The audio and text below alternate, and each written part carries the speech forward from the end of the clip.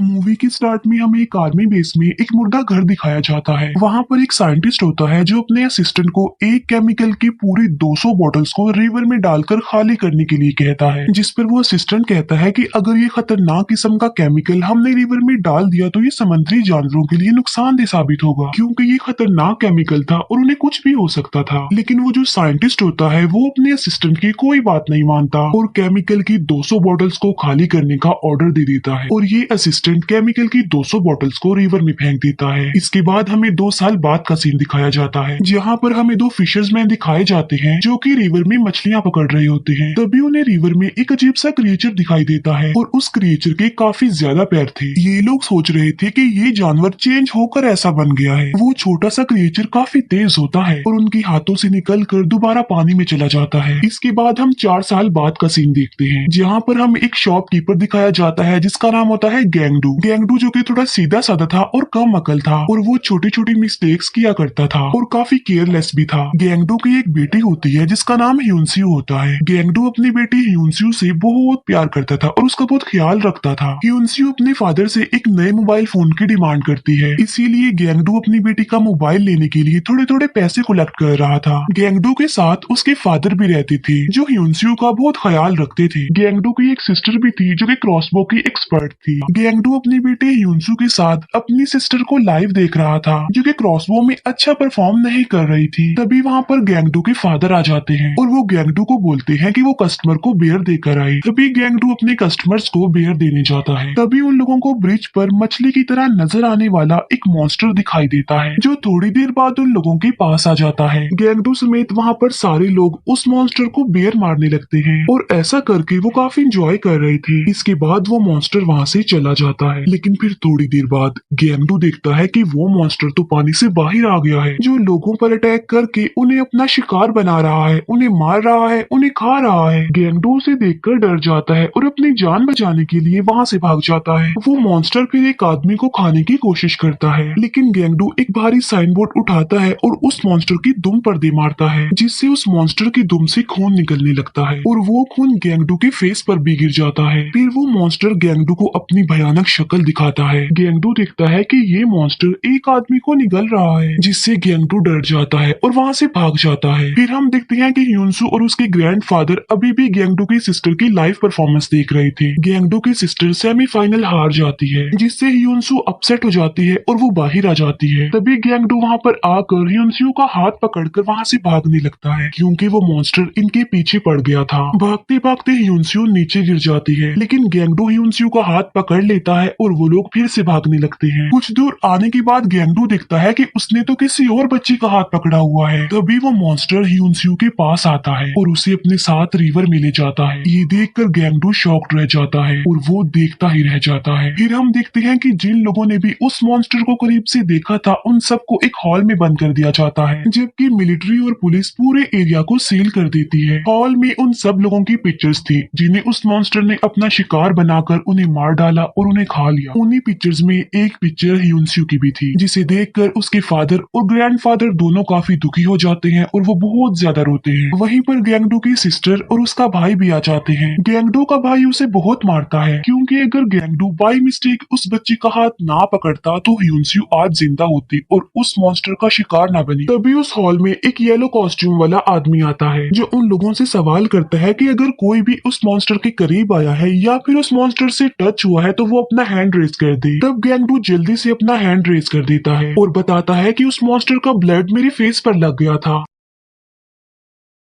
ये सुनते ही वो आदमी अपने बाकी आदमियों को खींच कर गैंगडू को पकड़वा लेता है और कहता है कि जरूर इसमें भी वो वायरस होगा जो उस मॉन्स्टर में है। फिर हम देखते हैं कि गैंगडू की पूरी फैमिली और वो लोग जिन्होंने उस मॉन्स्टर को देखा था वो सब के सब लोग डॉक्टर्स के अंडर थे। रात को गैंगडू के पास किसी की कॉल आती है। जब गैंगडू कॉल रिसीव करता है तो वो कॉल उसकी बेटी की ह्यूनसू की होती है। ह्यूनसू अपने फादर गैंगडू को कहती है कि पापा प्लीज मुझे बचा लीजिए। गैंगडू ह्यूनसू से पूछता है कि इस वक्त तुम कहाँ पर हो, जिस पर ह्यूनस्यू कहती है कि मैं एक ब्रिज के नाले में हूँ जहाँ पर मेरे अलावा और भी लोग हैं। ये सुनकर गैंगडू और उसकी फैमिली खुश हो जाती है क्योंकि ह्यूनस्यू जिंदा जो थी। और नेक्स्ट डे वो लोग इस बारे में पुलिस को इन्फॉर्म करते हैं, जिस पर पुलिस वाला कहता है कि गैंगडू की बॉडी में वो वायरस तेजी से फैलता जा रहा है, इसीलिए ये पागल बनता जा रहा है और ऐसी बातें कर रहा है। ये कहते ही वो पुलिस ऑफिसर इनकार कर देता है कि मैं तुम्हारी हेल्प नहीं करूंगा। लेकिन गैंगडू के फादर का एक फ्रेंड पुलिस ऑफिसर होता है, जिसकी मदद लेकर वो लोग यहाँ से भागने में कामयाब हो जाते हैं। ये लोग अपने साथ गन्स और कुछ वेपन्स ले लेते हैं और कुछ जरूरी सामान भी। फिर ये लोग चेकिंग एरिया से गुजरते हुए आगे बढ़ते हैं, लेकिन चेकिंग एरिया में एक ऑफिसर इन्हें आगे जाने नहीं देता क्योंकि ब्लॉक एरिया में जाने के लिए उन्हें आईडी कार्ड्स की जरूरत थी और उन लोगों के पास उस वक्त आईडी कार्ड्स नहीं थे। लेकिन फिर गैंगडू के फादर उससे वो पैसे ले लेते हैं जो उन्होंने ह्यूनस्यू का मोबाइल लेने के लिए कलेक्ट किए थे। गैंगडू का फादर वो पैसे उस ऑफिसर को दे देता है और कहता है कि सॉरी, इस बार तो हम आईडी कार्ड्स भूल आए हैं, तो आप इससे काम चला लीजिए। इसके बाद वो लोग आगे बढ़ जाते हैं। फिर हम देखते हैं कि वो मॉन्स्टर दो येलो कॉस्ट्यूम वाले आदमियों को अपना शिकार बना लेता है और उन्हें भी उसी ब्रिज के नाले में लाकर रख देता है। वो उन लोगों को वहाँ पर इसीलिए कलेक्ट कर रहा था कि अगर उसे भूख लगेगी तो वो उन लोगों को एक एक करके खा लेगा। और वो मॉन्स्टर ह्यूनस्यू को भी यहीं पर ही लाया था। लेकिन जब वो मॉन्स्टर ह्यूनस्यू को यहाँ पर लाया था तब ह्यूनस्यू वहाँ पर बने एक छोटे से पाइप में छुप जाती है और ह्यूनस्यू ने उन्हीं लोगों में से एक का मोबाइल लिया था और अपने फादर यानी गैंगडू को इन्फॉर्म किया था कि वो जिंदा है। इसके बाद हम शाम में उसी ब्रिज के नीचे दो भाइयों को देखते हैं। उनमें छोटे भाई का नाम सीजू था। ये दोनों भाई खाने का सामान चुराने के लिए गैंगडू की शॉप पर आए थे और वो लोग जितना हो सके खाने का उतना सामान चुरा लेते हैं क्योंकि वो बहुत ज्यादा गरीब होते हैं, उनका कोई घर भी नहीं होता, इसीलिए वो लोग हमेशा खाना चुरा कर ही खाया करते थे। लेकिन जब वो लोग खाना चुरा कर वहाँ से जा रहे होते हैं तब वो मॉन्स्टर उन लोगों पर अटैक कर देता है। वो मॉन्स्टर उनमें से बड़े भाई को मार देता है और छोटे भाई यानी सीजू को अपने साथ ले जाता है। वो मॉन्स्टर सीजू को भी उसी ब्रिज के नाले में लेकर आता है। जब ये मॉन्स्टर वहाँ से चला जाता है तब ह्यूनस्यू वहाँ पर आकर देखती है कि ये लड़का तो जिंदा है। ह्यूनस्यू उससे उसका नाम पूछती है तो वो कहता है कि मेरा नाम सीजू है। फिर हम देखते हैं कि गैंगडू और उसकी फैमिली के बाकी लोग अपनी शॉप पर आ जाते हैं और खाना खाकर वहाँ पर सो जाते हैं और वो काफी अपसेट लग रहे थे। लेकिन नेक्स्ट मॉर्निंग जब गैंगडू की आंख खुलती है तो वो देखता है कि वो मॉन्स्टर तो उनकी शॉप के बाहर ही खड़ा हुआ है। ये देखकर गैंगडू के फादर उस मॉन्स्टर पर फायरिंग करने लगते हैं और वो मॉन्स्टर इनकी शॉप पर अटैक करके उस शॉप को पलट देता है। फिर ये लोग बाहर आ जाते हैं और उस मॉन्स्टर पर गोलियां चलाने लगते हैं। उन गोलियों से बचने के लिए वो मॉन्स्टर जल्दी से वहाँ से भाग जाता है। ये लोग उस मॉन्स्टर पर इतनी गोलियां चलाते हैं कि इन्हें इस बात का भी ख्याल नहीं रहता कि उनकी गन्स में गोलियां खत्म हो रही हैं। फिर वो मॉन्स्टर पानी में चला जाता है। तब गोलियों की आवाज सुनकर वहाँ पर पुलिस भी आ जाती है और पुलिस अब उन्हीं की तरफ आ रही थी। फिर ये सब रिवर की दूसरी साइड पर चले जाते हैं जहाँ पर वो मॉन्स्टर आ रहा था। गैंगडू के फादर उससे उसकी गन लेते हैं जिसमें अभी ये गोली बाकी थी। गैंगडू अपने फादर को बताता है कि इसमें अभी ये गोली बाकी है। फिर गैंगडू के फादर अपने तीनों बच्चों को वहाँ से भागने को कहते हैं और तभी गैंगडू के फादर के पास वो मॉन्स्टर आ जाता है। तब गैंगडू के फादर उस मॉन्स्टर पर अपना निशाना बनाते हैं और ट्रिगर दबा देते हैं, लेकिन तभी वो देखते हैं कि गन में तो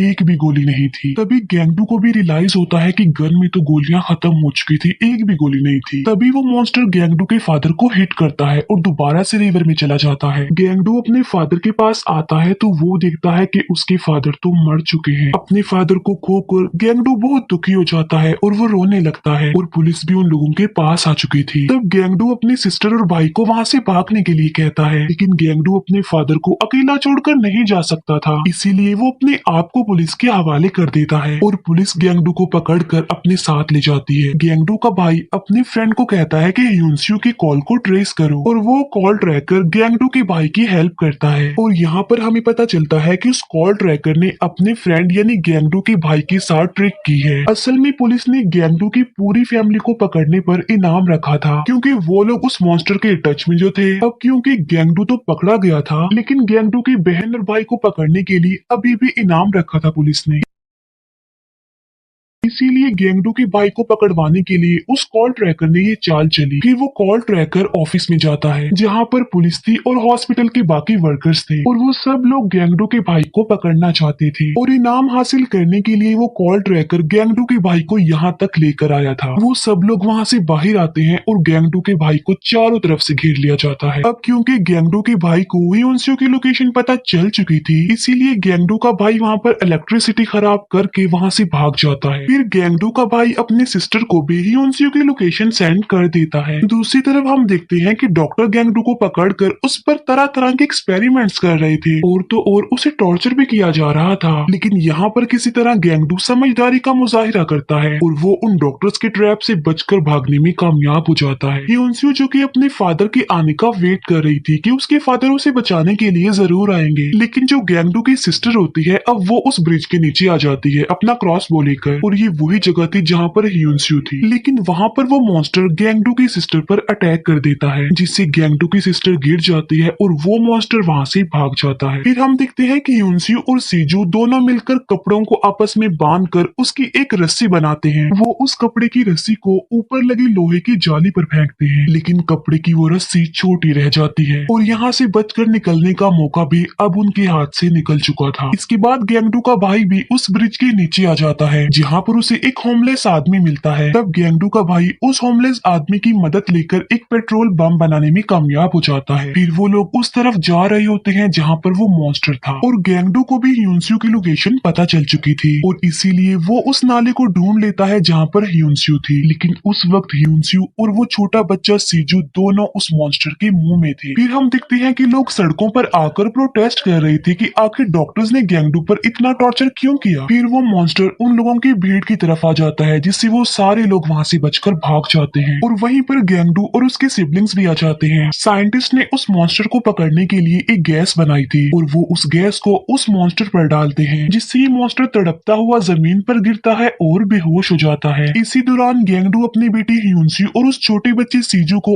उस मॉन्स्टर के मुंह से निकाल लेता है, लेकिन अब काफी देर हो चुकी थी क्योंकि ह्योन्सू मर चुकी थी। लेकिन वो जो छोटा बच्चा सीजू था वो भी जिंदा था। फिर वो मॉन्स्टर दोबारा से उठकर उन लोगों पर अटैक करने वाला होता है। तब वो होमलेस आदमी पेट्रोल की पूरी कैन उस मॉन्स्टर के मुंह में डाल देता है और गैंगडू की सिस्टर अपनी कमान पर आग वाला तीर लेकर उस मॉन्स्टर की तरफ फेंकती है जिससे उस मॉन्स्टर में आग लग जाती है और वो जलने लगता है। ये मॉन्स्टर अपनी जान बचाने के लिए पानी की तरफ भागता है, लेकिन तभी सामने से गैंगडू आ जाता है और वो उस मॉन्स्टर के मुंह में एक रॉड घुसा देता है और उसे मार डालता है। अब गैंगडू ने उस मॉन्स्टर को तो मार दिया था, लेकिन इस बीच उसने अपने बहुत प्यारे लोग अपने फादर और अपनी बेटी को खो दिया। अब क्योंकि सीजू भी होमलेस था और उसका इस दुनिया में कोई नहीं था, इसीलिए गैंगडू उसे अडॉप्ट कर लेता है और अपना बेटा बना लेता है। अब गैंगडू जो कि एक काफी अच्छा और समझदार इंसान बन गया था और वो अपनी शॉप को भी काफी अच्छे से लेकर चल रहा था और वो सीजू से बिल्कुल ऐसे ही प्यार करता है जैसे वो उसका अपना ही बेटा हो। और यहीं पर ये मूवी एंड हो जाती है। Thank you for watching.